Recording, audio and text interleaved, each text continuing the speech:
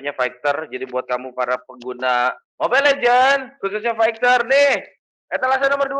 Yuk, dicekat yuk.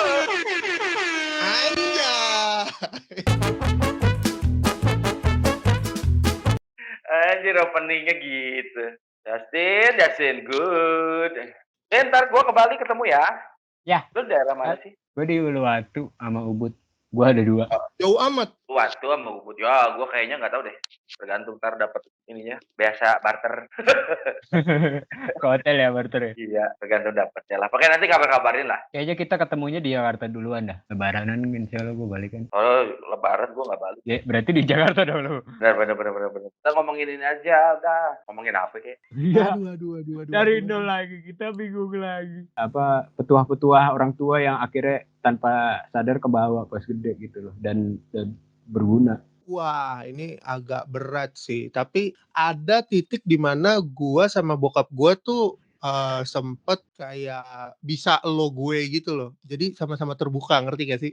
Bener-bener kayak oke nih, lu udah remaja gitu ya kan. Semenjak SMP lah kelas 3 sampai akhir SMA tuh gue bisa chill gitu. Kayak bener-bener ngobrol, terus kalau lagi di jalan dia lagi ngomong apa, gue nimbrung. Meskipun mungkin level pengetahuan gue kan belum sampai ke levelnya dia kan, dengan pengalaman dan lain-lain. Tapi bokap kayak ya udah sih, lu terbuka aja sama gue ini bisa lo jadi temen lo kayak gitu. Nah itu tuh ada titiknya tuh di mana sebenarnya anak harus dipancing gitu ya untuk bisa terbuka gitu kan. Nah cuman tiap orang tua tuh kayaknya punya caranya masing-masing. Kadang teman-teman gue ngelihat gue kayak gitu ke bokap justru malah San, itu kan nggak sopan kali. Nah terus gue bilang, gue sama bokap gue emang gitu. Nah, bokap juga nggak pernah marah, tapi gue tahu diri. Ketika bokap lagi ketemu temennya, bokap lagi punya urusan, dan gue yang harus istilahnya entah kadang diajak atau disuruh untuk ngapain, ya gue serve dia sebagai bokap gitu, bukan perkara. Cukup pas berdua doang gitu. Kepakai juga waktu misalnya lu paling junior di antara yang lain gitu loh. Ngobrol apa-apa kayak tetap sama, cuma unconsciously posisi kita kan tetap oh ya oke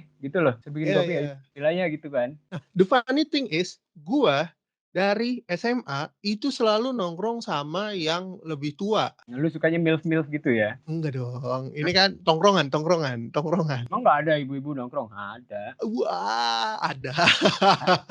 Macan ternak gitu ya, mama cantik antar anak suka nongkrong gitu kan. Ya lebih ke SPW dia. Udahlah. Nah, ini gue karena kebiasaan nongkrong sama yang lebih tua dan gue yang biasa jadi yang paling kecil gitu ya. Di satu sisi gue banyak belajar karena gue menyerap gimana cara mereka ini berinteraksi, gimana cara mereka bergaul, gimana cara mereka memimpin bahkan gitu kan. Nah, mirip kayak yang diceritain papi. Kalau lu kebanyakan nongkrong sama yang lebih tua, ketika lu nongkrong ke sebaya lu nih agak nggak connect. Itu true tuh. Asli. Tapi memang kan kayak gitu kan. Gue juga seperti itu. Nah, tapi di lain sisi justru ketika kita ada apa-apa, kita dikasih tanggung jawab apa, kita yang bisa handle, kita yang bisa take the responsibility. That's the good thing-nya gitu ya. Cuman kan secara porsi balik lagi, ini gue levelnya udah remaja ke atas, udah menuju dewasa. Ya kalau lo kayak gitu pas umur-umur anak-anak di bawah 5 tahun ya itu mungkin kurang tepat gitu ya. Nah, hal-hal yang kayak gitu kan justru sebenarnya yang bisa ngebentuk karakter kita kan, ketika di masyarakat khususnya kayak gitu. Tapi lagi Irsan ya. Dulu gue waktu dulu San. Jadi kan kalau kalian kan kelihatannya deket banget lah sama sosok bokap gitu ya. Gue kebalikan nih. Bokap lu yang deket sama lu? Enggak. Tapi sama nyokapnya ya, Pi? Iya, bokap gue dekat sama nyokapnya. Sama nyokap. Sama nenek lu berarti. Sama nenek lu ya. Jadi kalau gue sama almarhum bokap gue dulu tuh memang nggak sedekat itu. Gue ngerti dengan kesibukannya beliau, terus kesibukan nyokap gue juga gitu kan. Nah akhirnya gue belajar kehidupan itu ya dari jalan. Gue pernah Irsan suatu waktu gue dari SMA tuh udah nggak pernah di rumah. Akhirnya gue belajar kehidupan, belajar sosialisasi, yaitu lagi di jalan gitu loh. Di jalan, di tongkrongan dan sebagainya macam. Dari dulu yang gue mau beli rokok sendiri, gue harus jualan voucher pulsa dan sebagainya macam gitu kan. Emang terbentuknya jadi kayak gitu. Cuman balik lagi ketika gue ngobrol, gue nongkrong dengan orang yang jauh usianya di atas gue, itu memang terbuka pikirannya. Kenapa? Karena gue jadi tahu nih, oh khawatiran mereka-mereka orang ini pada saat itu begini, begini, begini. Ketika gue udah jadi orang tua, nah gue baru baru keinget lagi nih, oh Hmm. iya ya, ternyata apapun itu kesedihan, kesusahan, bukan gue doang kok yang ngerasain. Dulu-dulu gue Nah, pernah mendengar itu gitu kan. Nah sampai akhirnya di titik sekarang, teman-teman gue jauh lebih banyak di bawah gue umurnya. Jadi kayak kayak di mmm. gitu tuh San. Oh, Ya, ya ya. ya, ya, ya, ya. Oh ternyata tuh kehidupan tuh seperti ini ya. Dan gue juga pengennya tuh ya kayak gue cerita ke Irsan, Irsan sering main ke rumah gue misalkan. Iya. Selalu pengen gue cerita ke Irsan itu bahwa gue bukan sebagai orang tuanya Irsan tapi ya. Mungkin gue sebagai sosok kakak yang mengingatkan adiknya sebenarnya. Kayak misalkan, Iya. "Lu tuh harus nabung San." Ya kan, gue selalu bilang kayak gitu kan, Iya "Lu harus nabung." betul. Karena ketika lu udah jauh lebih dewasa lagi, nanti lu udah berkeluarga dan sebagainya macam, di situ baru kita merasakan dan baru kita Betul. sadar lagi nih, "Wah iya ya, coba kalau kita, mulai nabung, kita udah mulai menyisihkan sebagian pendapatan kita 5 tahun yang lalu, sekarang udah berapa?" Yang kayak gitu-gitu tuh, Banyak. wah Banyak. iya iya bener, kayak kayak pengen bawa, aduh, jangan sampai kayak gue deh gitu loh, mungkin Iya, ngelihatnya iya. ya gitu kan, enjoy-enjoy aja. Cuma kan prosesnya adalah gue udah ngelewatin itu kan 20 tahun yang lalu nih. Hmm. Ya. Nah perjalanan 20 tahun ini, rentang 20 tahun ini kan nggak semua orang menurut gue ya, ya gue sih alhamdulillah aja ya masih bisa hidup sampai sekarang gitu ya, dengan gaya yang bini gue pun ngomong gitu, bini gue tuh orang yang terstruktur, karena dia kan kerja di bank juga waktu itu. Mmm. Dia sampai sampai sekarang dia bingung dengan cara gue untuk, "Ah, gue nyari duit tuh kayak gimana sih?" Gitu kan. Ya gue selalu bilang, "Ya bismillah, kita tetap tetap ada kok," gitu loh maksud gue. Iya. "Lu nggak usah terlalu terstruktur deh," gitu. Nah, makanya gue selalu pengen sharing ke Irsan atau ke Justin gitu kan. "Ya lu kalau bisa sih jangan ngelewatin fase-fase gue nih," gitu loh. Dan ke Iya. anak seperti itu, Pak. Bedanya adalah kalau gue kan lagi memperbaiki masa pensiun gue deh, pensiun di usia 45 tahun gitu kan.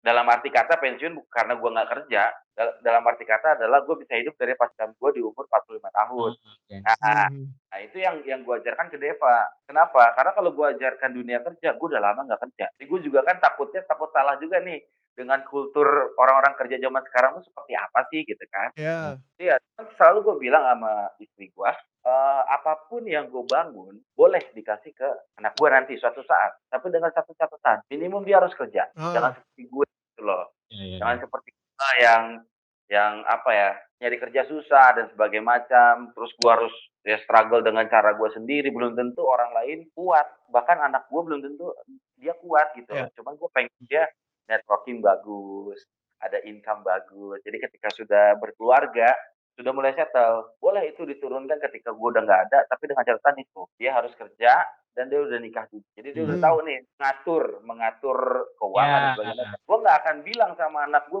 punya ini, nggak akan bilang gue sampai nanti dia udah masuk dunia kerja. Itu ini gue sih maksudnya tujuan gue supaya Hmm. jangan beranggapan bahwa tenang aja nanti dari bapak gue begini begini begini, begini. Iya. Nah, itu loh gue lebih lebih kayak mengajarkan ke anak gue bahwa ya perjuangan gue untuk dapetin kayak gini-gini tuh nggak gampang gitu loh. Iya, Lo iya, gue iya.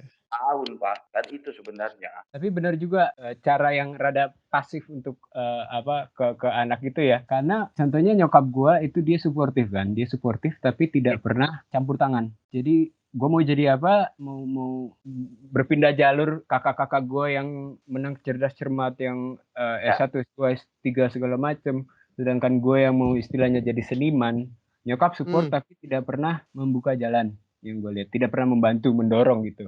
Iya, ya, iya. Dan ada satu satu momen di kita, "Oh ya ya, kalau gue nggak ngerjain sendiri nggak bakalan pernah lanjut. Gue nggak bisa nge-handle sama siapapun, mau ke temen, mau ke orang tua, mau gimana." Jadi berujungnya, belajar semua otodidak dan ngelarin semuanya sebisa gue, sampai punya ada hasil yang cukup, di mana kita nggak bisa, tapi udah ada hasil yang cukup, baru orang lain bisa masuk gitu loh. betul Itu Mhm, betul. mhm, mhm. bandingkan yang bener-bener, aduh anaknya jatuh, kita yang ngangkat, apa itu, gimana, jadi nggak punya skill apapun gitu loh. Bener, itu balik lagi kan ke privilege kita kan. Kayak gue nih, gue Betul. di sekarang nih, gue bisa kayak sekarang, ya gue bukan berarti gue mulai dari nol, enggak. Gue mulai dari tengah. Karena kan bokap gue juga kan orang yang berada, ya gue nggak bisa bilang kalau gue nggak berada gitu kan. Karena banyak juga teman-teman gue yang ngomong gini, lu mah enak, bapak lu begini, begini, begini, begini, nyokap lu begini, begini, begini. Itu sering loh kayak gitu. Iya, iya, iya. Ya, ketika lu nggak bisa mengelola, nggak bisa mengatur, ya sorry to say, gue bisa bilang, zaman sekarang di Jakarta 10 juta nggak ada harganya, Pak. Lu Betul. pikir 3 hari ya, San, ya. Betul. Tahuan Itu lagi. sendiri kan, lu harus ada bayar sekolah, lu harus ada bayar buku, study tour, dan sebagainya macam. Tiba-tiba anak lu di sekolah pakai iPad, ya lu harus beli, ya kan. Itu kan dia, kalau kita nggak bisa ngatur, agak susah. Samsung udah. Iya, iya. Agak susah, karena memang gue tuh lagi pengen ini sih sebenarnya, kayak bikin apa, ngambil sertifikasi tentang financial planner sebenarnya. Kenapa? Karena ketika gue ngomongin finansial, gue nggak pede gue kalau kalau nggak punya sertifikasi resmi yang diakui oleh negara gitu loh. Iya, iya, iya. Salah langkah aja, salah Betul. langkah. Padahal gue pengen banget loh, maksudnya sharing-sharing santai aja, biar teman-teman tuh ya udah gitu loh, jangan jangan terlalu khawatir dengan usia tua lu gitu. Iya, iya. Menarik nih. Sebenarnya. Oh, menarik Eh, banget, eh, kesedot gua. gue terdorong nih. Wah. Ya pengennya kayak gitu ya. Ya, ya, ya. Tapi nih ya guys, ngomongin finansial dan lain-lain, ini kita coba sharing dong dosa finansial yang bisa kalian sharing, satu aja dosa finansial. Ya, Contoh ya. nih gua nih ya, Nah, insan dulu, insan dulu. gua gampang banget FOMO, fear of missing out ya, lagi rame kan. Gua Ah, pernah waktu itu tahun lalu. mulusan memang. Tahu sampai berbusa-busa dia dilakuin juga sama dia. Gua sempet ikut waktu itu memang lagi rame kripto kan. Perkriptoan duniawi ya kan. Itu 2000 berapa Pih? Gue join 2021 ya? Oh ya, 2020. Iya waktu 2021. after Pas COVID, di after halving Bitcoin juga gitu. iya, waktu itu pas banget lagi out season lah. Lagi tinggi-tingginya. Nah, gua masuk ke instrumen investasi yang gua nggak punya ilmunya. Nah, sebenarnya waktu itu gue masuk, gue ngerasain cuannya. Cuan nih, Cuma cuan nih, nggak cuan berani nih. ngerem ya? Nah, Lupa. lupa di take profit. Jadi ada titik di mana tanpa tanpa pengetahuan ini, manusia kosong satu ini gitu ya kan, terlalu pede, overconfident. Terus aja ngikutin alur, tiba-tiba kan mulai downtrend, mulai turun, akhirnya bearish ya kan. Turun, gua rugi 7 juta men. Astagfirullahaladzim. Dan lu bayangin total aset gua 80% waktu itu di kripto. Ya, Oh, ya, ya. 2021 ke 2022 ya itu ya. iya. Kusut itu asli, gua kayak, begini banget deh, seriusan. Cuman di sisi lain, dari dosa itu kan gua belajar kan, ada hikmahnya. Iya. Ternyata gua terpapar juga dengan masalah gimana sih lo mengelola keuangan. Ketika lo punya aset, lo tuh harus membagi, bukan taruh semuanya di satu tempat. Ya Betul. nggak apa-apa sih kalau lo anaknya emang YOLO gitu kan, untuk lo taruh di satu tempat terus kayak, ya udahlah hidup cuma sekali, ya kan. Kenyataannya adalah hidup kan maraton nih, untuk orang yang levelnya kayak gua, kayak beberapa temen gua, itu nggak bisa kayak gitu, dan gua sadar diri lah, sadar posisi gua di mana, pada akhirnya gua belajar pelan-pelan, mulai lagi dari nol, mulai lagi ngumpulin aset, pelan-pelan nabung, sampai akhirnya kebangun lagi aset yang baru dengan instrumen investasi yang gua lebih kenal, dan gua Apa lebih itu? tahu. Salah satunya reksadana. Kayak Iya. Mmm. gitu. Berarti Karena intinya kan sama kata sayang, San. Lo harus kenalan dulu. betul, betul, betul. Kan Nah gue pengen pas coba itu. nah pas dari situ mulai terbukalah gimana sebenarnya kayak, nih ngelola dana segini itu bisa kemana, kalaupun lo mau habisin lo mau ngabisinnya itu sadar diri, lo nggak cuman hidup buat sebulan ke depan lo. Sampai akhirnya di titik di mana gue kena layoff gitu ya kan. Nah pas udah kena layoff, gue udah tahu tuh plotting-annya dan gue bisa hidup sampai berapa bulan nih gitu kan, dengan pengetahuan yang udah gue pupuk dari 2022 lah kurang lebih, Mhm. kayak gitu. Jadi ya pada akhirnya dari sebuah keterpurukan gue belajar untuk bangkit gitu loh. Mmm. Ya itu dosa finansial gue tuh pertama tuh, FOMO. Selalu ada ininya tapi ya, selalu ada hikmahnya gitu ya kan? Iya, karena gue Ya akhirnya juga pelajaran. belajar, Tin. Akhirnya gue juga belajar setiap kejatuhan lu pasti dapat pelajaran dan itu Ya ya yang betul. harus lo jadiin pondasi supaya satu nggak terulang, 2 lo bisa loncat lebih tinggi lagi, rebound lebih tinggi kayak gitu. Betul Nah betul. monggo yang kedua nih, dari Papi apa Tapi dari Justin dosa finansial nih? kayaknya kalau kalau gue bakal bakal blunder ya, jadi gue jangan jangan jangan terakhir. Jadi Ah, gue di ya udah tengah. lu duluan. Masalahnya ya, eee, gue, mmm, belum pernah kerja full time kan, di suatu tempat full time, pernahnya part-time dan freelance. Mmm, Jadi, udah terbiasa bahkan dari zaman SMA kan gue, homeschooling ya. Jadi udah terbiasa mengatur waktu. Cuma, eee, nggak pernah terbiasa untuk bakal dapat gaji lagi di akhir bulan gitu loh. Dan ya, Per heeh, project. per project, dikit. Nah yang, masalahnya waktu itu gue jadi seakan meremehkan gitu loh. Dan pada saat itu, gue sebagai editor atau ya yang di bidang audio video lah ya, itu, eee, lagi kenceng-kencengnya kan mungkin pas pandemi atau sebelumnya. Nah tapi, pas pandemi itu juga, eee, aplikasi editing dipermudah, anak-anak udah bisa ngedit di TikTok, di Capcut, memang mulai dari situ tersaring. Jadi gue cuma bisa ngerjainnya, comedy profile atau apa yang lebih tinggi lagi, tingkat kesulitannya. Dan mmm, makin ke sini ditambah lagi AI, ditambah apa, gua bikin beberapa video full cuma pakai prompt sekarang oh udah bisa. oke, Buat buat project yang lagi gua kerjain sekarang. Nah, jadi gua lihat oke. udah skill skill base, mmm, occupation mungkin dalam 5 tahun ke depan udah mulai obsolete, ya Iya kan? iya iya, Nah, ini yang, rada telat gua dapetin karena sadari. ya, karena zaman waktu lagi banyak-banyaknya, project dan waktu itu gue masih tinggal sama nyokap, jadi bener-bener tabungannya itu tabungan gitu kan ya. Utuh lah, utuh. Tuh, untung nggak ada bayar sewa, nggak ada bayar makan sih bayar sebenarnya karena gue milih-milih. Keluarga Iya bisa dimakan. iya, beli makan paling. Nah cuma, mmm, dulu Papi Bon sama Rami Abdah Kamila itu Mhm, menyarankan saya, apa, apa tuh? gua sampai sempet konsultasi juga sama papi tuh, ini gua karena, mau investasi kan, karena gua tahu bahkan dari zaman gua kecil nyokap selalu bilang kan, itu mata uang itu nggak jelas dan kalau mau investasi ke properti segala macam.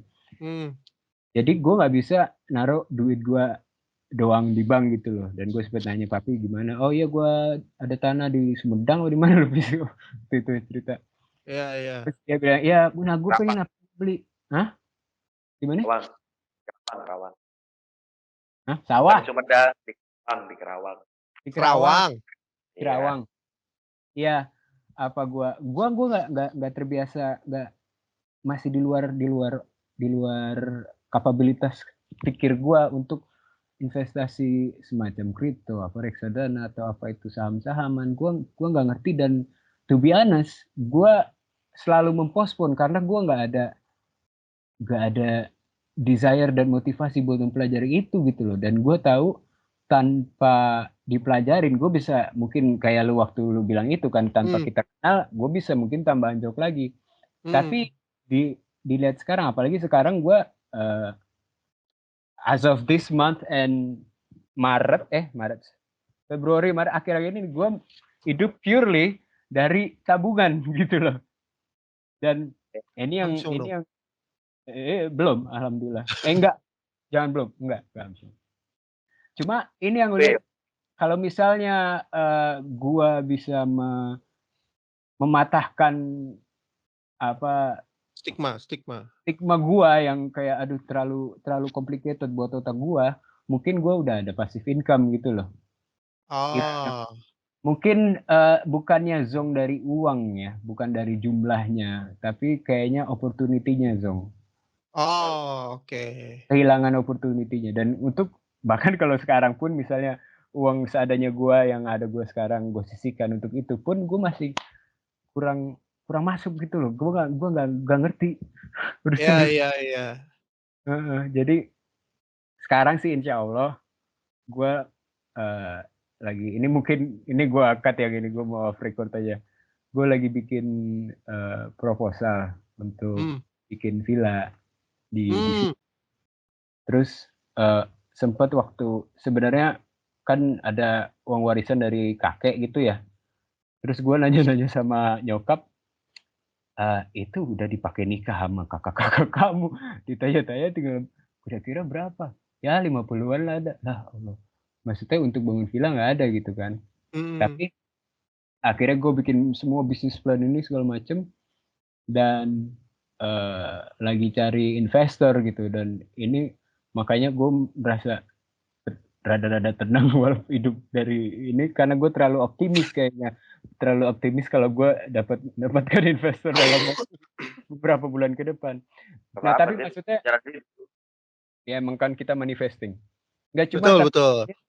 Intinya gue lebih nyaman berinvestasi waktu dan uang gue dalam hal yang either gue udah ngerti atau yang simple, fisik ada properti atau apa gitu loh. Emang mungkin salah. Gue ngerasa ini juga mungkin gue terlalu terbelakang gitu loh. Tapi gue nggak mau nge-push diri gue terlalu jauh dari comfort zone juga gitu loh. Iya. Kalau menurut gue sebenarnya nggak ada yang salah dari perjalanan finansial orang-orang. Cuman mereka ini kan kurang di jam terbangnya aja. Mungkin di satu sisi Papi lebih punya jam terbang di tanah dan properti gitu. Nah, misalkan gua udah masuk reksadana 2 tahunan gitu ya kan. Gua udah punya jam terbang itu gitu kan. Nah, lu dengan pengalaman lu punya jam terbang lain. Nah, nanti kan seiring berjalannya waktu ketika lu udah nyampe level tertentu akan ada tambahan-tambahan lagi tuh ilmu-ilmunya kan, yang mungkin nanti lu pelajarin dengan sendirinya. Nah, iya. Untuk mendapatkan jam terbang itu kan gue harus terjun dulu kan di dunia itu. Betul. Nah, mungkin emang lu bilang tadi bidangnya beda mungkin. Tapi walaupun gue jam terbangnya pada saat itu masih zero untuk di dunia properti ini, tapi gue ngerasa ada passion di sana. Jadi gue nggak masalah langsung terjun, dan alhamdulillah sekarang udah bisa kecipak-kecipuk lah istilahnya. Gue masih tapi gue merasa nyaman di situ, dan walaupun jauh berbeda dari apa yang gue kerjakan sebelumnya, tapi gue lebih nyaman di situ. Kayak mungkin insya Allah bisa mendapatkan jam terbang yang bagus. Amin. Iya. Senior kita nih. Nah, monggo nih Papi. Apa sih? Tapi memang balik lagi sih, bagus sih kalau lo dapat pengalaman buruk tentang finansial di masa muda tuh, bagus sih menurut gua dibandingin lo dapat pengalaman buruk finansial di usia pensiun. Itu lebih parah. Jadi kan seenggaknya lo udah bisa udah ibaratnya kemarin gue udah pernah ngerasain seperti ini nih, jangan sampai mengulangi lagi gitu kan. Kalau mungkin dosa finansial gua itu terjadi di tahun 2016 guys. Wah, apa nih? Setahun sebelum itu udah kenal ya? Belum. Tahun sebelum ya? 2 tahun kan Desember November 2017 apa ya? Gue 2018 kenal kalian. 18 berarti. 18. Jadi gue 2016 tuh gue bercita-cita gue pengen ngikutin jejak almarhum ibu gue sebagai seorang entrepreneur. dan gue membela-belain untuk resign tanpa melakukan retire. Gue merasa udah punya Oke. duit banyak. Tapi yang terjadi adalah gue menghambur-hamburkan uang ratusan juta itu dalam waktu setahun, gak balik modal malah menimbulkan hutang. Apa itu? Wah, ini Apa ngeri Feb? banget nih. Sana Feb, Kan san. ya gue bikin usaha lah pada saat itu. Gue bikin Heeh. tur travel lah pada saat itu. Mmm. Hmm. Ya semua berjalan lancar lah sampai negara api menyerang. Apa itu? Apa negara apinya? Banyak dong. Ada, pembayaran tempo, yang susah nagihnya, Heeh. terus, biaya sewa, kontrak, tempat kios dan sebagainya macam, operasional gitu kan. Itu kan semua pakai duit pribadi terus kan. Sampai Heeh. akhirnya 2017 itu gue tutup secara paksa. Setahun. Iya, walaupun gue baru baru renewal kontrakan gue. Oke. Jadi kayak gue tuh harus punya alasan yang tepat untuk meng-cut ini semua, kalau enggak ini bakal lebih berabe gitu, Iya iya iya. Iya iya iya. ada di posisi seperti itu. Nah, akhirnya di tahun 2017 gue tutup tuh, gue balik lagi ke pekerjaan gue yang lama sebagai freelance. Jadi gue Mhm. bener-bener udah mulai lagi deh tuh nyari duit, apa dan sebagainya macam gitu ya. Nah, pada saat gue lagi nyari duit, gue tuh suka nonton tentang ya tentang investasi gitu ya, tentang bisnis dan sebagainya macam. Terus gue keingetan, gue tuh pertama kali punya, RDN, ya ataupun tabungan-tabungan kayak reksadana ataupun saham, itu di 2011. Oh, oke. Cuma kan dulu itu kan konsepnya adalah lu datang ke kantornya, kalau lu Iya. mau beli, datang ke bank gitu kan, kalau mau beli reksadana ya, katakanlah lu harus ke bank deh, lu harus ngisi formulir, ribet zaman dulu. Cuman akhirnya gue buka lagi aplikasi gue, ternyata oh udah ada nih, udah makin canggih lagi gitu kan. Nah gue akhirnya mempelajari ini semua, sampai akhirnya gue memutuskan terakhir untuk membuat bisnis offline, itu di Hmm. tahun 2020. Oke. Apa itu bisnis offline-nya? Ekspedisi Hah? ekspedisi ekspedisi. Oh, heeh. Nah, ekspedisi ini gue memproyeksikan adalah, eee, gue bikin bisnis offline sampai gua bener-bener settle, ataupun sampai nanti di usia pensiun, itu terakhir si ekspedisi ini. Kenapa? Karena seiring berjalannya waktu gue pelajari dan sebagainya macam, ya akhirnya gue bisa alhamdulillahnya kayak sekarang nih, sekarang-sekarang ini gue ya bisa dikatakan 85% gue hidup dari passive income gue yang gue coba bangun-bangun gitu loh. Mhm. Hmm. Karena kan gue 2018 awal tuh gue bener-bener, mempelajari saham. Kayak tadi nih, Irsan kan dia masuk dulu baru belajar. Mmm. Iya.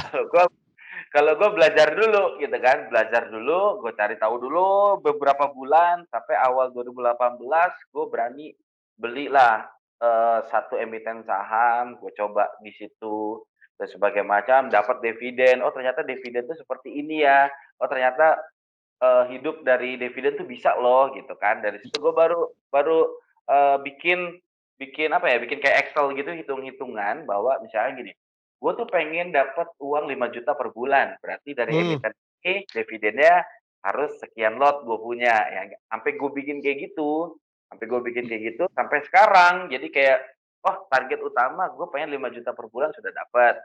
Target Mhm. kedua, oh 10 juta per bulan udah dapet. Target ketiga, jadi kayak gue loncat 5 juta, 5 juta, 5 juta, 5 juta.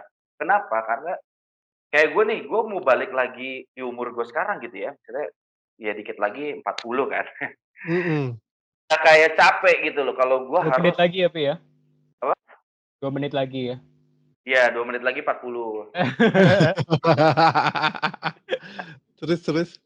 Iya, jadi kayak gue berpikir bahwa, ih kalau gue apa tuh namanya, balik lagi kayak freelance sebagai videographer dan sebagainya macam, kayaknya gue udah mulai capek gitu ya. Iya. Sedangkan gue pengen banyak waktu dengan anak gue gitu. Nah, akhirnya sekarang mungkin bisa dibilang juga 80% aset gue yang membiayai gue dari saham sih. Itu saham, terus ya sewa properti kan, cuma kan balik lagi ya, ternyata, orang dulu tuh selalu bilang gini, "Lu punya kos-kosan lu bisa hidup." Iya memang sih, memang bisa. Tapi, yang gua jalanin, yang gua lakukan adalah, ya banyak maintenance juga sih, banyak maintenance, banyak, ketakutan, ya di mana bahwa yang ngekos di tempat lu ini kan dia bawa motor, ya kan, walaupun di situ gua tulis gede-gede tuh ya, bentuk kehilangan dan sebagainya macam tanggung jawab masing-masing gitu kan. Nah, Mmm, cuman itu bagi gua adalah maintenance, terus kayak bocor. Bocor itu kan maintenance kita iya. ya katakanlah lu setahun ya, gua Iya, ketika ketika gua udah mulai serius di saham gitu ya, gua hitung misalkan kos-kosan return per tahunnya berapa sih gitu kan, itu iya. mungkin 5-7% lah, Oh, jadi tergantung lo daerah. mengimplementasikan, hal yang udah lo pelajarin di Iya, kos-kosan, pas di saham heeh juga heeh, sedikit betul sedikit betul. banyaknya? Heeh. Betul betul betul, kurang lebihnya seperti itu, gitu kan. Nah, misalnya 5-7% misalnya gitu ya, untuk return dari kos-kosan. Cuman kan Mmm, 5-7% ini kan, itu di luar dengan maintenance. Kalau bocor Mmm, aja kita 3 juta 5 juta mah pasti keluar kan. iya. Itu kan iya, cost lagi kan, uang Mhm. lagi keluar. Belum kalau misalkan bulan ini cuman dari 20 pintu misalkan, ah iya, baru 8 pintu, ya nggak akan tercapai, Mmm. gitu kan. betul. Lu kalah inovasi dengan kos-kosan yang baru dibangun di dekat tempat lu gitu kan. Gua nggak punya WiFi, di sana ada free WiFi. Gua nggak punya, Netflix gratis misalkan, di sana ada fasilitas itu. Iya, Lu harus inovasi terus kan. Nah, Iya. sedangkan gua udah ada di titik kayaknya gue capek deh gua harus kayak gitu lagi gitu kan. Belum bentrok sama SDM, penjaga kosan, itu kan nggak gampang nyarinya. Nah, iya. Nyarinya nggak gampang. Nah, dari situ gue mempelajari, oh ternyata kalau bener gue masuk belinya gitu ya, timing-nya pas gitu kan, di harga yang bagus lah. Kalau kalau kita timing the market kan nggak bisa sebenarnya. Cuman kita mhm, harus tahu dulu deh, harga wajarnya kira-kira tuh di harga berapa sih gitu kan. Ini Yang balik ke yang gue saham ya? balik lagi saham. Jadi kayak yang gue targetkan di investasi saham itu adalah gimana caranya gue dapat return dividen per emiten itu ya 8% ke atas deh gitu. Dari situ Mhm. baru baru kelihatan tuh, oh di umur 45 yang gue pensiun, pengen pensiun gitu ya, gue harus punya duit sekian gitu loh. Emang kayak Justin gitu ya, lu punya uang misalkan, warisan dan sebagainya macam, ataupun dari kerja lu mungkin dalam waktu setahun, 2 tahun lu nggak akan berasa. Kalau di Iya. saham, ini di saham ya, Oh, di saham? di saham nggak mhm, akan berasa. Karena saham itu bukan, sesuatu hal yang instan menurut gue. Menurut gue bukan agree sesuatu agree. serius. Karena, eee, perjalanan gue aja membutuhkan 5 tahun lebih, 5 tahun lebih untuk, Merasa, menikmatilah, ya mhm, menikmati hasil dari passive income yang gue punya gitu loh. Jadi mungkin banyak juga teman-teman yang kayak misalnya Irsan pernah invest saham cuman bentar doang habis itu cabut lagi karena memang nggak berasa lu kalau cuman masih hitungan bulan, masih hitungan tahun, 2 tahun itu nggak berasa. Tapi balik lagi, lu harus punya goal. Iya, Kayak iya. betul, Justin, umur 20 tahun misalkan, pengen pensiun misalnya di umur 50, masih ada waktu lu 30 tahun Pak sebenarnya. Mmm. 30 tahun sebenarnya. Kalau lu mulai umur 30, berarti waktunya berkurang dong 20 tahun. Lu Mhm. harus lebih gede lagi untuk invest awalnya. Lebih baik lu mulai sekarang, misalkan di umur-umur muda gitu ya, lu taruh aja di ya saham BUMN lah kalau untuk baru-baru ya. Menurut gua, mhm, saham Big Bang lah. Big Bang itu, agak relatif sedikit lebih Supernova ya?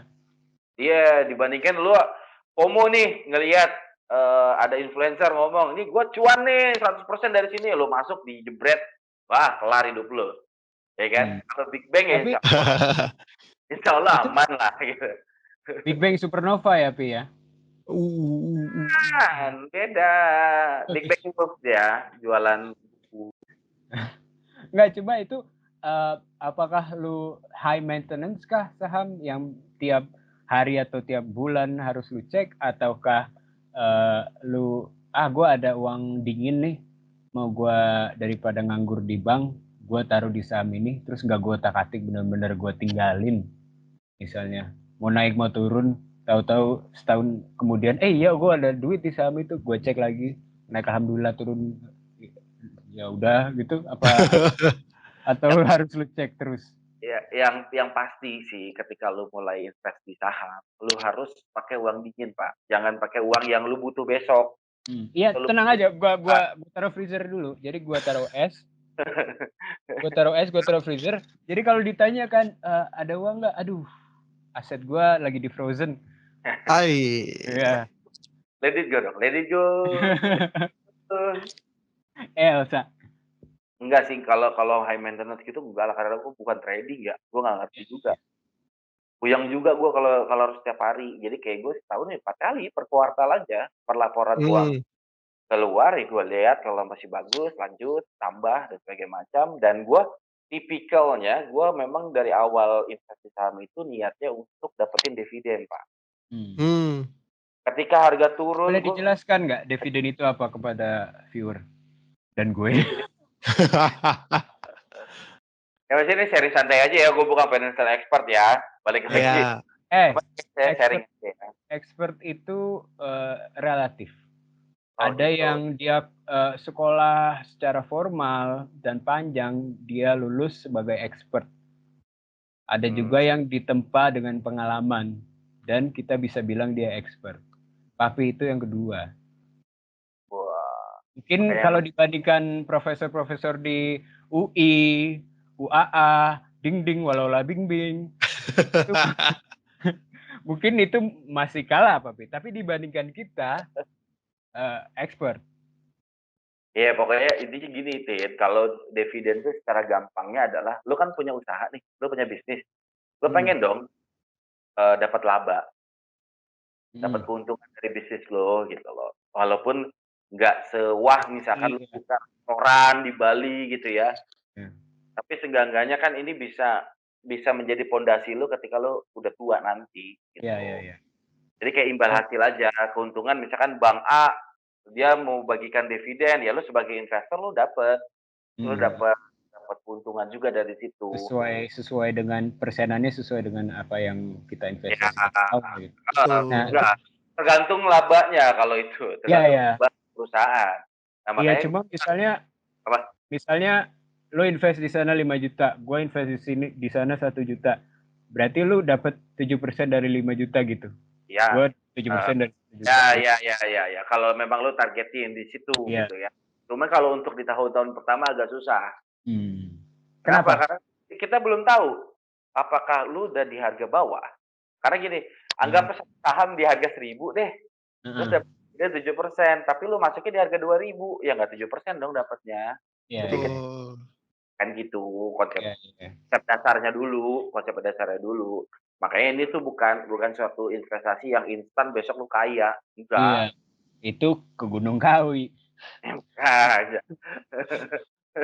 Makanya kan, ya kalau kayak gitu gue juga pengen dong. Enggak, tapi lu bilang kan lu per kuartal lu ada target sendiri misalnya kan. Kayak lu nge-mirroring dari kos-kosan lu misalnya, apa gua mau apa 5 sampai 7% atau gimana. Nah, lu tahu itu base dari apa, Pi? Dari apa yang lu masukin pada saat itu kah? Enggak, dari laporan keuangan dong. Karena kan ini kalau ngomongin saham, ini kan investasi jangka panjang, Pak.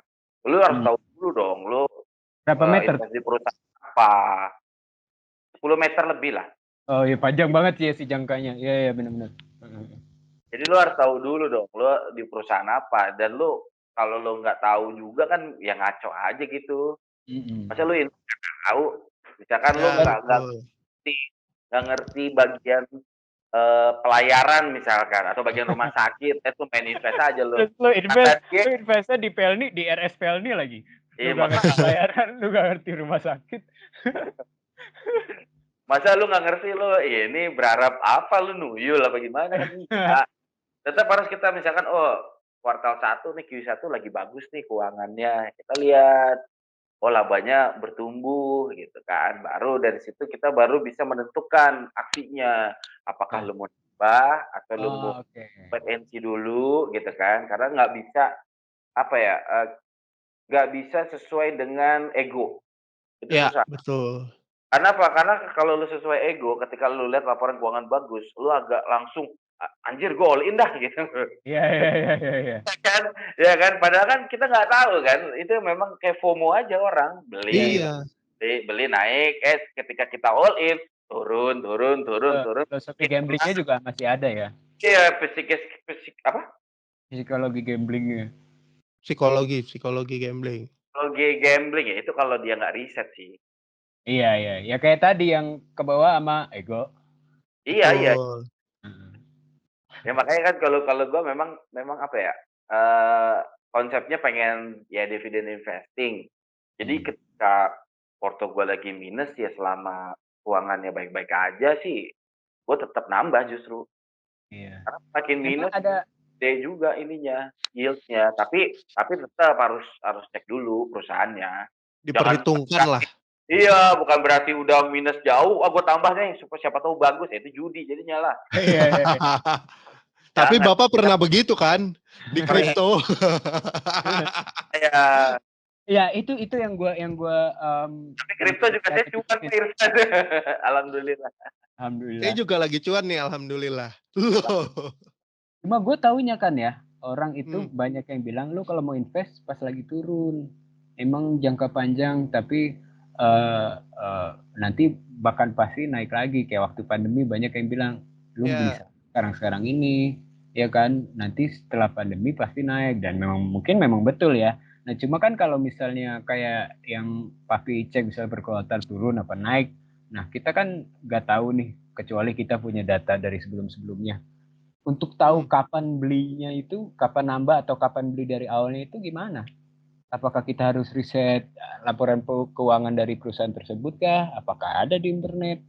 Ya, kalau untuk laporan terbaru itu kan ada website-nya, ada di Bursa Efek. Itu terupdate lah. Di Setiap BEJ ya? ada. Cuman berarti yang lo harus lakukan pertama kali adalah gimana caranya membaca laporan keuangan. Udah itu dulu. Dari situ lo tahu nih, dari emiten A misalkan, dari saham A, oh dia earning per share-nya sekian. Di Mmm, harga sekian kira-kira worth it nggak lo masuk? Nah itu loh, sebenarnya kan di situ. mhm. Bedanya Iya adalah kita orang sukanya dengerin kata orang nih, kata orang iya lain. iya. Iya iya iya. Betul. Bagus nih dan sebagainya macam, padahal pas kita lihat, wah lagi minus keuangannya, Iya ya iya iya. kan? Utangnya kegedean. Nah itu kan kita harus langkah pertama adalah ya belajar baca laporan keuangan dulu gitu loh. Jadi langkah pertamanya mungkin kalau orang ada yang mau mencoba-coba, satu pakai uang dingin, ini notulensi nih, ya kan? Woi, mau Ini tulen. istilahnya bukannya, kayak gua naruh 100 ribuan di freezer untuk jaga-jaga, tapi uang dingin adalah uang yang benar-benar kalau lu kehilangan itu lu nggak jatuh miskin, istilahnya gitu kan. Ya, Yang kedua, belajar cara membaca laporan keuangan, ya Betul. kan. Yang ketiga, riset yang pasti ada semuanya di internet, kalau memang dia perusahaan terbuka pasti laporan keuangannya kan ada. Dari situ kita bisa telah sendiri perusahaan mana yang kira-kira cocok sesuai dengan, eee, pengetahuan kita juga di bidang apa gitu loh. Kayak lu bilang tadi kan, masa lu bukan anak pelayaran investnya di Pelni gitu kan. Misalnya kayak kita-kita ini mungkin, lu aja kali Tin, oh iya gua aja. Itu dialog lu Pi biasanya Pi. Iya ya, itu berlaku kalau lo invest tanpa riset. Iya, kalau misalnya misalnya kita nih dari Ternyata, oh rumah sakit A ini bagus loh, risetnya oke dan lu nyaman. Karena bagi gue investasi itu kenyamanan. Nah kalau lu deg-degan tiap hari ngapain lu invest di situ? bener tuh. iya betul betul. Ya Tuh. kayak kita misalnya misalnya, eee, anak audio, video, broadcast segala macem, ya mungkin cocoknya invest di apa, KPH atau TV gitu mungkin ya, Pi, ya. Ah, bisa. Jadi kurang lebihnya kita tahu, paling enggak, di permukaannya gimana kerjanya perusahaan itu gitu kan. Kalau misalnya gua invest di SpaceX misalnya, gua nggak ngerti apa-apa soal roket, kecuali chicken, roket Mhm, chicken. roket ya. Iksan? Iksan, Irsan? Jadi gitu, Tin. Iya. Kurang Nah ini lebihnya. Karena ini kurang gue pikir gue mau jadiin 2 episode ini, beda beda topik. Iya nggak apa-apa. Nah, kok kurang lebih tuh kayak gitu sebenarnya. Jadi dari obrolan kita ngebahas dosa finansial, akhirnya kan kita dapat hikmahnya juga gitu ya kan. Iyalah. Dan beberapa hal yang udah tadi lo sebutin tuh salah satunya yang paling penting adalah jangan pernah berhenti belajar sih. Ketika Betul. lo mau mencoba sesuatu, kalau bisa pelajarin dulu dan yakinin sampai nanti akhirnya lu nyoba untuk belajar dasarnya dan praktekin dasarnya. Kalau lu ngerasa dasarnya mungkin bukan buat lu, ya lu pelajarin hal lain aja. Iya. Benar, Paling jadi kayak kita Cuman menyalahkan orang iya. lain. Iya. Hah? betul, Iya. Lu dong, lu nyalahinnya orang lain. Iya. betul. Kalau Ya lu kalau misalnya mau learning by doing pun coba dengan iya, dan yang sedikitnya Perhitungkan resikonya lah kalau ya mau learning by doing. iya. jangan Laqad khalaqnal sampai insana fi ahsani taqwim. Sesungguhnya kami telah menciptakan manusia dalam bentuk yang sebaik-baiknya. Makanya tadi Wah, Irsan bilang kita jangan pernah berhenti belajar karena manusia itu telah diciptakan dalam bentuk yang sebaik-baiknya. luar Tidak. biasa. Astagfirullah. gitu, Irsan masih. mungkin ada kan tadi kan kita lu bilang bertanya dosa finansialnya Hmm, dan kayak Papi udah cerita bounce back-nya apa, gua udah cerita rencana untuk bounce back-nya apa, walaupun untuk saat ini belum terrealisasi, mungkin pas tayang insya Allah udah ya. Nah, lu amin. ada, amin, bounce back-nya apa setelah itu? Setelah apa yang sekarang bukan dosa finansial tapi mungkin pahala finansial. Yang perlu Pahala. belum atau sesudah itu, nggak perlu sesudah juga. Kalau Misalnya, Irsan bisa kerja ke gaji yang 3 kali lipat lebih gede daripada tempat kerja. Amin. Amin ya Allah, amin. Nah, kalau buat bounce back gue sebenarnya balik lagi ke yang udah gue sebut bahwa jangan pernah berhenti belajar dan pelajarin apa yang mau lo kerjain. Intinya sih gitu ya. Dengan mitigasi resiko untuk learning by doing-nya. Karena sekarang ketika gua udah ngerasain naik turunnya karir di corporate gitu kan, terus sempet dipecat, di-PHK karena satu dan lain hal, terus udah keterima lagi di corporate baru, ya gua sadar bahwa sebenarnya manusia-manusia, pegawai-pegawai ini tuh akan tergantikan terlepas lu bekerja di mana pun gitu ya. betul. Nah, pada akhirnya gimana cara kita untuk adaptasi kan dengan tren atau dengan kondisi yang ada sekarang dan buat masa depan. Nah, Iya. persiapan-persiapan yang kayak gitu yang lagi gue siapin. Kayak contohnya tadi, papi tuh mau sertifikasi apa, financial planner. Nah, gue juga sebenarnya ada rencana mau cari sertifikasi juga di bidang yang gua udah jalanin secara profesional gitu ya kan. Nah, terus di luar itu mungkin juga gue mau ngembangin untuk skill-skill yang menunjang, side hustle-nya. Iya, Contoh iya. kan ya kita tahu kan kita semua ini kreator udah dari lama. Nah, eee, Kita. ad Bener, bener. nah lu kan ngerasain kan naik turunnya kreator. Nah mungkin gue di awal-awal gue start 2015 gue ngerasain tuh manis-manisnya, terus sekarang gue lagi turun. Nah mungkin dulu papi belum terlalu ngerasain apa yang gue rasain di awal-awal, tapi sekarang dia kan lagi naik. Nah itu juga kan gue ngelihat ternyata papi sebelum terjun nih waktu mau jadi marketer dan lain-lain, itu dia belajar dulu kayak Hmm, gitu. Lu juga kan, lu juga di bidang kreatif pun, meskipun kelihatannya learning by doing, tapi kan bener. ada Nah, yang iya. lu dapet kan. Iya, iya, betul, betul. Nah, yang kayak gitu-gitu, itu udah mulai jadi pertimbangan gua, di mana ya jangan sampai waktu kebuang, terus tenaga kebuang, tapi nggak jadi apa-apa, gitu, Tin. Karena Mantap. yang gua Mantap. lihat men, eee, selama dekade ke belakang, kan banyak orang yang, oke era globalisasi, teknologi berkembang, kita harus belajar teknologi. Hmm, Tapi yang banyak kita nggak sadar adalah teknologi juga mempelajari kita. ya betul. AI itu juga disuapin, hal-hal yang kita lakukan dan sekarang, mmm, mereka udah bisa melakukan pekerjaan-pekerjaan yang kita pelajarin gitu loh. Bahkan, dia udah bisa memprogram kan. Udah banyak Mhm, temen gue yang programmer yang banyak minta bantuan dengan AI dan hasilnya bagus. Jadi bayangkan seakan-akan Tuhan menciptakan manusia dan manusia itu sudah bisa menciptakan manusia. Jadi kita bikin AI pakai program, nah AI sendiri ini udah bisa memprogram gitu loh.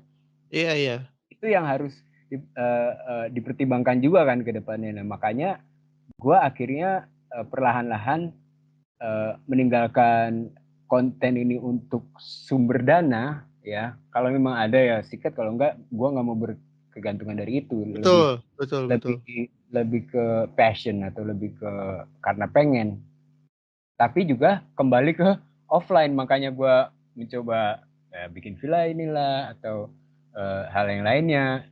Kayaknya dengan pengalaman real yang bisa dirasakan oleh orang itu bisa menarik lagi orang kembali lagi ke sana, walaupun sekarang ada Apple Vision Pro, ada macam kita bisa seakan-akan lagi di Maldives sekarang backgroundnya atau gimana.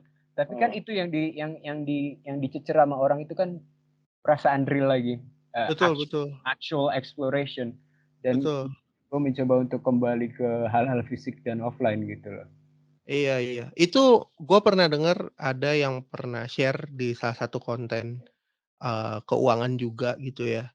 Sebenarnya 80% untuk saat ini itu masih lebih baik untuk invest di bisnis real, yang mana kondisinya dalam tanda kutip kelihatan. Kayak gitu. Dan baiknya lagi lo investasi untuk bisnis lo sendiri, kayak gitu. Oh, jadi bukan nanam saham tempat orang gitu ya? Bukan berarti itu jelek, tapi 80% yang dia lihat saat ini konteksnya di bisnis real kan bisa ngarah ke saham juga. Tapi menurut dia, kalau lu memang punya visi, Iya, menurut dia. Ya, menurut dia kalau lu emang punya visi si kreator ini, menurut si kreator ini, kalau lu emang punya visi untuk membesarkan atau mendapatkan sesuatu dari diri lo sendiri, baiknya adalah lu punya bisnis sendiri kayak gitu. Iya, lebih ke stabilkan pendapatan lo, income lo. Betul. Lebih stabil karena kan kalau lo nggak stabil ya susah juga lo mau invest. Susah. Nah, lu apa yang membawa lu ke affiliate marketing gitu dulu? Apa yang bikin lu menarik ke affiliate marketing nih kayaknya? Yang bikin lu pengen mempelajari gitu loh. Dan akhirnya duitnya lah. Ya selain itu kan juga misalnya ada banyak temen gue yang pergi ke Australia kerja di tambang, duitnya banyak, tapi gue nggak ngerasa ada passion di sana gitu. Jadi selain duit kan pasti ada hal yang bisa kita connect dulu kan. Ya balik lagi, lo dengan affiliate marketing adalah lo punya bisnis yang lo mau, misalkan lo bisnis jualan HP gitu ya, tanpa lo punya counter HP men, tanpa lo harus sewa, tanpa lo harus beli kiosnya, ya kan? Apakah jatuhnya kayak dropshipping? Ya menurut gue sih ini lebih inovasinya dropshipping kali ya. Lebih simpel ya beda dari dropshipping. Kalau dulu kan dropshipping adalah ketika ada orang beli dari gue hubungin seller, ya kan? Gue bayar ke seller yang kirim gitu kan. Ya kalau affiliate marketing kan tuh lebih enak lagi sebenarnya. Lu tinggal buka aja link dari gue, lu beli dari situ, udah secara otomatis gue ngapa-ngapain. Iya, dapat persenan dari seller. Basically lu tuh maklar online ya, Pi ya? Betul. Makanya kalau gue, kalau di email gue maklar digital. Nah, maklar digital. Maklar digital emang begitu konsepnya seperti itu, jadi kayak lebih simpel aja. Kalau gue lebih pengen, gue bisa kerja dari mana aja deh. Gue nongkrong sama bini gue tuh, kalau lihat story gue misalnya setiap pagi gue di kafe mana dan sebagainya macam. Itu gue pasti bikin konten affiliate. Gitu. Bahkan yang mikrofon pun itu juga gue suka tuh. Yang mana? Yang bedain 3 mikrofon. Oh ya. Dibikin kayak gitu kan dari mikrofon yang kira-kira yang paling bagus gitu kan. Ya. Dan ada petuah kali misalnya, karena kalau kita lihat konten, kalau kelihatan konten itu ngejual banget, kita tuh pasti skip. Ada kiat-kiat guys. Ya, misalnya kayak makanya gue suka yang tes mikrofon itu karena itu juga ada knowledge, ada kontennya, ada ilmunya kan. Oh ya ini bedanya ini kayak review. Ada Betul, karena ada contoh apa kiat-kiat gak gitu? lebih lebih ke ini aja sih, kayak lu kan harus harus memposisikan bahwa konten lu itu kan ditaruh di sosial media mana nih. Hmm. Kita kan ngomongin sosial media, Ketika bukan bukan iklan TV gitu kan. iya iya iya. Tiba-tiba lu ada proper banget, iklan banget, lu pasti di-skip kan gitu kan. Iya iya. Orang tuh lebih lebih suka ya natural natural lu-nya aja gitu. Jadi kayak Hanus review lu aja walaupun Iya. di belakangnya lu tuh dikasih barangnya. Nah, Kalau gue iya. pribadi banyak, Tin, gue dapat barang tuh banyak dari seller. Cuman biasanya kelihatan kalau gue nggak suka dengan barang itu, karena kan kewajiban ya, seller kan udah ngirim ke gue. Ternyata Iya. barang nggak sesuai nih, jelek gitu kan, Hmm. kurang bagus gitu ya. Gue pasti bikin cuma sekali dan gue nggak bilang itu rekomendasi gue, Hmm. gitu loh. Gue Cuma kewajiban aja ya. ya karena kan gimana ya, lu kan bisnis juga kan. Orang kan udah effort nih, udah berharap lu dibikin konten ya. Iya Ya iya. kalau lu barang udah nyampe ke gua, masa gua nggak bikin kontennya, nggak profesional dong gua, Betul betul. gitu kan. Cuman kata-katanya aja dibedain, kayak misalnya mikrofon gua senang dengan mikrofon Mixio misalkan. Hmm. Lu bisa lihat di konten gua, di TikTok gua Hmm. berapa kali tuh bikin konten tentang mikrofon si Mixio. Karena Iya. saking gitu loh. Tapi kalau misalkan gua ada satu mikrofon yang 60.000, Heeh. 60.000-an, gua Ini seneng. 4.000 nih, Pe. Ini 4.000 nih. Iya makanya, sebenarnya gua seneng, tapi Eee, untuk lu sebagai konten kreator, apalagi yang suka di luar ruang, ya lu tinggal nambahin, cepek nopek deh gitu ya, 100, 200, lu dapetin yang lebih proper dan Iya. usia pakainya jauh lebih panjang, ya frugal Betul. living aja.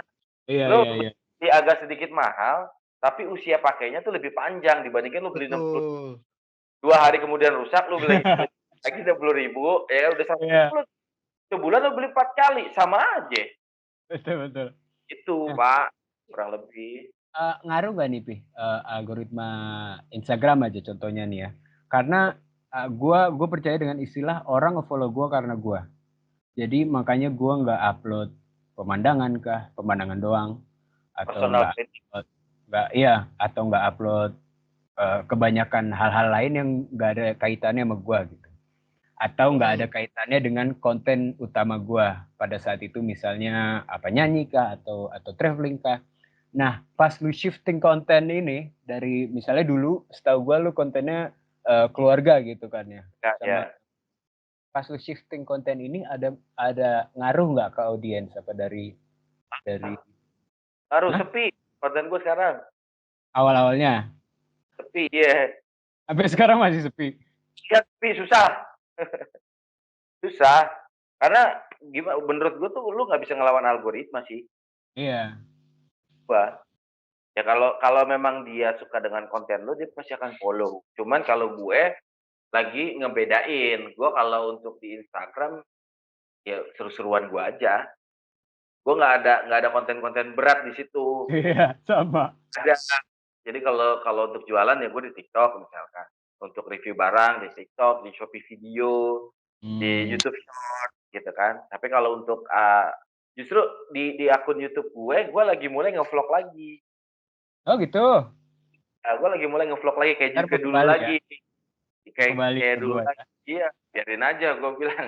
Walaupun ujung-ujungnya ya itu berasa, orang-orang biasanya kayak gue kan, digital apps, biasanya kan gue nge-review ya, Mhm. digital apps keuangan lah ya, keuangan, aplikasi-aplikasi keuangan gitu kan, yang penontonnya oke-oke gitu ya. Tapi gue balik lagi nge-vlog, ya penontonnya turun lagi, cuman turun Iya, biarin karena aja setiap kali kita shifting konten kan pasti sih, pasti. kita harus ngegarap audiens baru gitu ya. Bener bener, makanya gue Jadi lagi berpikir berpikir ulang, ini YouTube gue mau dibikin apa nih? mhm, Jadi gue mau jadi bikin per segmen aja deh gitu loh. mmm. Oh ya, cara lu menanggulanginya setiap sosial media itu beda. Misalnya lu mau jualan ke sini, Iya, Instagram lebih ke lu pribadi, YouTube dan buat keluarga dan ada di segmen-segmen. Kalau YouTube kayaknya lebih lebih luas ya karena kita bisa karena kan dia kayak channel lu itu kan kayak TV channel ya. Kalau misalnya eee, TV punya program program-program ini, program ini, iya, ah, itu. oke. Gue selalu selalu ngebedain itu. Karena Instagram ya bagi gua buat hiburan sih. Iya. Betul. Hiburan, nggak mesti gua harus ngupload gua kerja di mana kan. Iya iya. Ya kan, yang penting gua lagi ya happy-happy aja yang kita share, bukan yang sedih-sedih, galau gitu, ya mau ngapain. Yang paling bercanda-bercanda gue, ngetek-ngetekin Irsan, ngetek-ngetekin siapa gitu kan. Ah, nggak pernah Gua di-tag gua. nggak ada, Nggak gua pernah ya? nge-tag lu, Pi. Bohong ya? Sih, follow kalian berdua ya. Yang ada gua nge-tag lu mulu akhir-akhir ini. Benar-benar. Karena kamu jauh. Kan dekat Oke, itu lu kan. jauh, Tin. Ke Bekasi nih guys. Hah? Gue mau ke Bekasi. Malam ini? Iya. Kan gue bilang 10 menit itu udah lebih. Ya udah, karena tadi kita juga nggak ada openingnya, mending kita nggak ada closingnya. Oke. Ya. Thank you Justin, thank you Terima Papi. kasih. Terima kasih. Sampai jumpa. Sampai berjumpa. Sampai Maafin aku jumpa. ya. Iya, Selamat menjalankan ibadah. puasa. Bye-bye. Bye bye. Niat.